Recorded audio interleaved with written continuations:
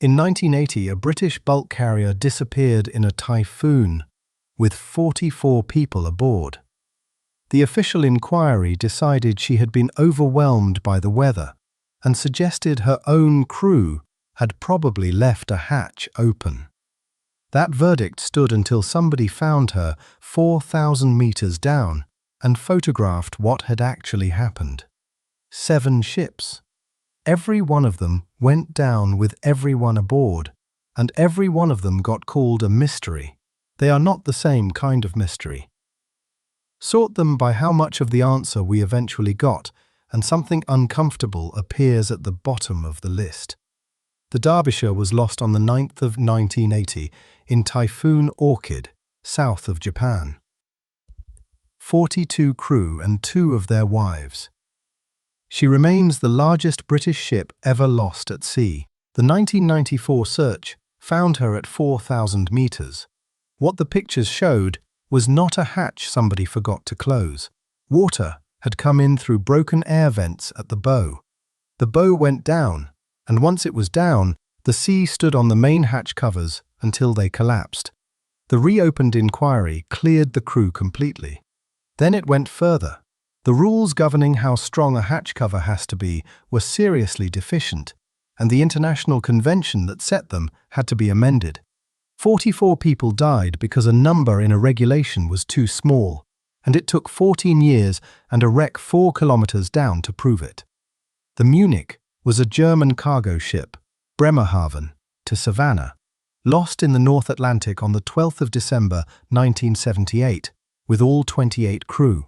Almost nothing was recovered, but one lifeboat was, and the lifeboat is the entire story. It hung 20 meters above the waterline. The steel pins it hung from should point straight down. They had been bent backwards from the front of the ship towards the back. Something had hit that lifeboat hard enough to tear it off its mounting, and it had come from ahead, and it had reached 65 feet above the sea. The 1978 inquiry wrote that the storm had produced an unusual event. That is, as far as they could go, because at the time, a wave that size was considered so unlikely as to be effectively impossible. The measurement was right there, in bent metal. The word for it did not exist yet.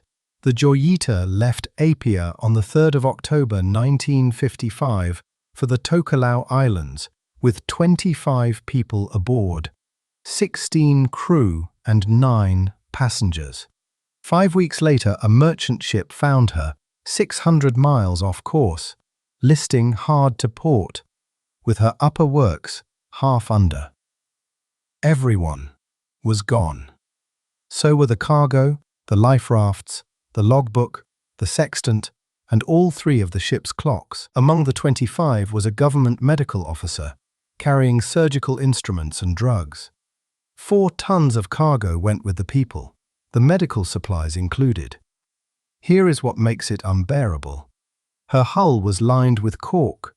She was, in practical terms, unsinkable, and she proved it by still being there 5 weeks later. Her radio worked.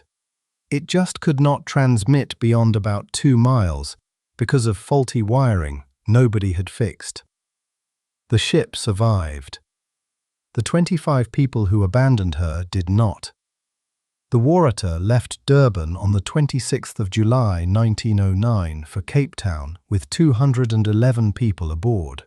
She had 8 watertight compartments, and her owners called her practically immune from any danger of sinking. Another ship, the Clan McIntyre, saw her at 4 in the morning on the 27th, off the mouth of the Mbash River. Nobody has seen her since. In 1999, a marine explorer named Emlyn Brown announced he had found her. It made news around the world. In 2001, they dived on it. It was a cargo ship called the Nailsea Meadow, sunk in the Second World War. Brown kept looking for 3 more years and then stopped, after 22 years of searching.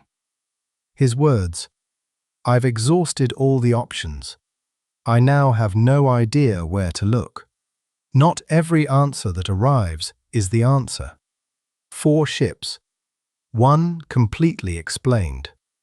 1 explained late. 1 where we recovered the vessel but never the people. And 1 where the explanation turned out to be a different ship entirely. The last 3 are the ones that should bother you, because they are not really 3 stories. In November 1941, the Proteus disappeared, probably in or near the Caribbean, carrying bauxite ore. Nothing was found. 3 weeks later, in December 1941, the Nereus disappeared, having left St. Thomas, carrying bauxite ore along the same route. Nothing was found. And 23 years before either of them, in March 1918, their sister ship left Barbados with 306 people aboard and 11,000 tons of manganese ore and was never seen again. That is the USS Cyclops, and it is still the largest loss of life not directly related to combat in the history of the United States Navy.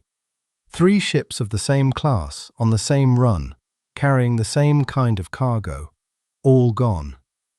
You have been told the Cyclops is the Bermuda Triangle's best case. Here is the part that never makes it into that story. She was rated to carry 8,000 tons. She was carrying about 10,800. The ore was stowed amidships, in the middle, where it put the most strain on her frame. And these ships were built to carry coal, light, bulky coal, not dense metal ore that concentrates its whole weight in the bottom of a hold. All 3 losses have the same leading explanation, and it is not a triangle.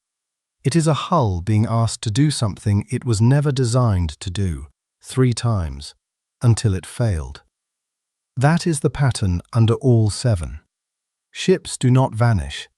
Ships break, or flood, or get hit by something the people writing the report were not allowed to name yet.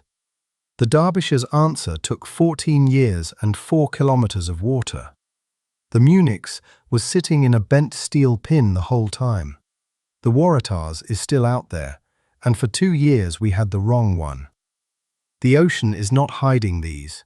It just does not hand anything over. And when it finally does, the answer is almost always a number somebody got wrong. A hatch rated too weak.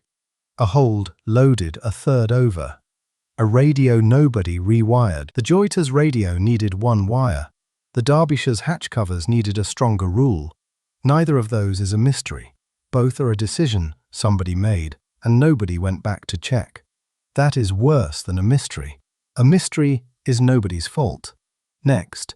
In May 1968, a nuclear submarine disappeared with 99 men aboard. A secret network of microphones had already recorded the exact moment her hull collapsed, from 800 miles away.